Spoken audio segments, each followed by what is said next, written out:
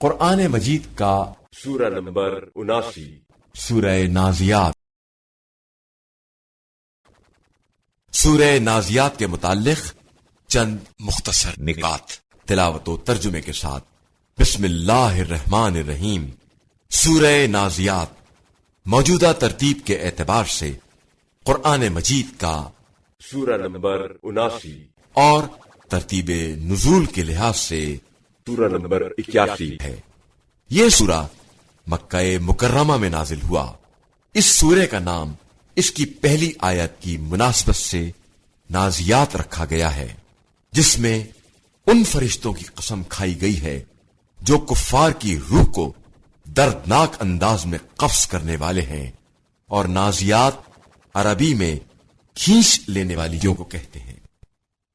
آیت نمبر 17 سے 24 تک میں انبیاء علیہ السلام کی بعثت کا مقصد سرکش قوم کی ہدایت کرنا بیان کیا گیا ہے، اور طریقہ ہدایت یہ ہے کہ پہلے نرمی سے پاکیزگی کی طرف دعوت دی جائے، پھر خوف خدا پیدا کرایا جائے، پھر موعظہ حسنہ کو نہ مانے تو آخر میں دلائل کا سلسلہ شروع کیا جائے، تاکہ منکرین کو یہ کہنے کا موقع نہ ملے کہ ہم دعویٰ بلا دلیل بات کو قبول نہیں کرتے ہیں۔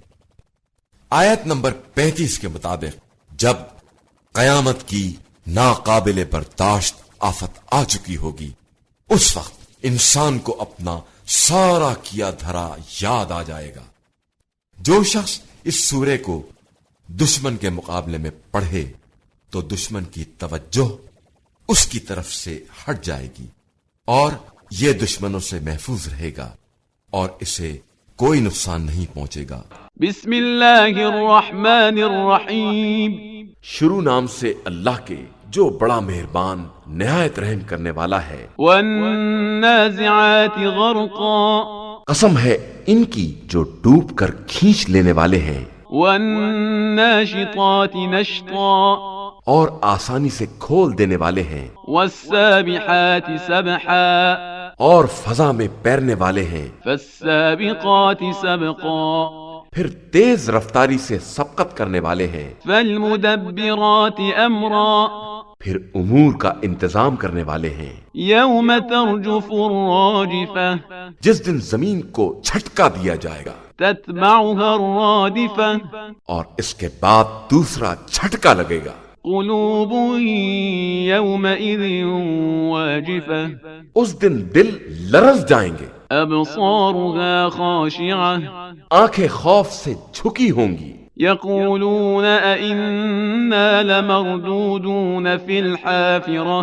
یہ کفار کہتے ہیں کہ کیا ہم پلٹ کر پھر اس دنیا میں بھیجے جائیں گے؟ اَإِذَا كُنَّا عِظَامًا نَخِرَةً۔ کیا جب ہم کھوکھلی ہڈیاں ہو جائیں گے تب؟ قَالُوا تِلْكَ إِذًا كَرَّةٌ خَاسِرَةٌ۔ یہ تو بڑے گھاٹے والی واپسی ہوگی۔ فَإِنَّمَا هِيَ زَجْرَةٌ وَاحِدَةٌ۔ یہ قیامت تو بس ایک چیخ ہوگی۔ فَإِذَا هُمْ بِالسَّاهِرَةِ۔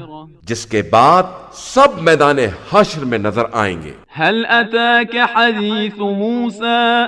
کیا تمہارے پاس موسیٰ کی خبر آئی ہے؟ إِذْ نَادَاهُ رَبُّهُ بِالْوَادِ الْمُقَدَّسِ طُوًى۔ جب ان کے رب نے انہیں طوٰ کی مقدس وادی میں آواز دی۔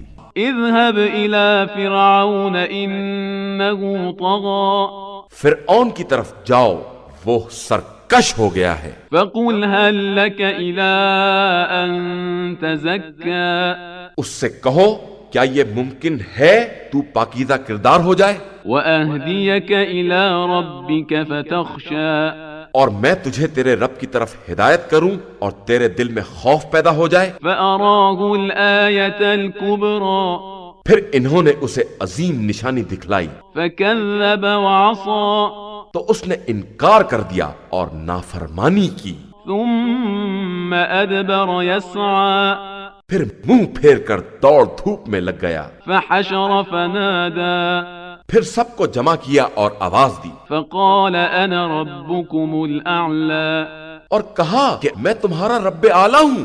فأخذه الله نكال الآخرة والأولى تو خدا نے اسے دنیا و آخرت دونوں کے عذاب کی گرفت میں لے لیا۔ إن في ذلك لعبرة لمن يخشى اس واقعہ میں خوف خدا رکھنے والوں کے لیے عبرت کا سامان ہے۔ أأنتم أشد خلقا أم السماء بناها کیا تمہاری خلقت آسمان بنانے سے زیادہ مشکل کام ہے کہ اس نے آسمان کو بنایا ہے؟ رفع سمكها فسواها اس کی چھت کو بلند کیا اور پھر برابر کر دیا ہے۔ وأغطش ليلها وأخرج ضحاها اس کی رات کو تاریک بنایا ہے اور دن کی روشنی نکال دی ہے۔ والأرض بعد ذلك دحاها اس کے بعد زمین کا فرش بچھایا ہے۔ أخرج منها ماءها ومرعاها اس میں سے پانی اور چارہ نکالا ہے والجبال أرساها اور پہاڑوں کو گاڑ دیا ہے۔ متاعا لكم ولأنعامكم یہ سب تمہارے اور جانوروں کے لیے ایک سرمایہ ہے۔ فإذا جاءت الطامة الكبرى پھر جب بڑی مصیبت آ جائے گی، يوم يتذكر الإنسان ما سعى جس دن انسان یاد کرے گا کہ اس نے کیا کیا ہے، وبرزت الجحيم لمن يرى اور جہنم کو دیکھنے والوں کے لیے نمایاں کر دیا جائے گا۔ فأما من طغى پھر جس نے سرکشی کی ہے وآثر الحياة الدنيا اور زندگانی دنیا کو اختیار کیا ہے، فإن الجحيم هي المأوى جہنم اس کا ٹھکانہ ہوگا۔ وأما من خاف مقام ربه ونهى النفس عن الهوى اور جس نے رب کی بارگاہ میں حاضری کا خوف پیدا کیا ہے اور اپنے نفس کو خواہشات سے روکا ہے، فإن الجنة هي المأوى تو جنت اس کا ٹھکانہ اور مرکز ہے۔ يسألونك عن الساعة أيان مرساها پیغمبر، لوگ آپ صلی اللہ علیہ وآلہ وسلم سے قیامت کے بارے میں پوچھتے ہیں کہ اس کا ٹھکانہ کب ہے۔ فيم أنت من ذكراها آپ صلی اللہ علیہ وآلہ وسلم اس کی یاد کے بارے میں کس منزل پر ہیں؟ إلى ربك منتهاها اس کے علم کی انتہا آپ صلی اللہ علیہ وآلہ وسلم کے پروردگار کی طرف ہے۔ إنما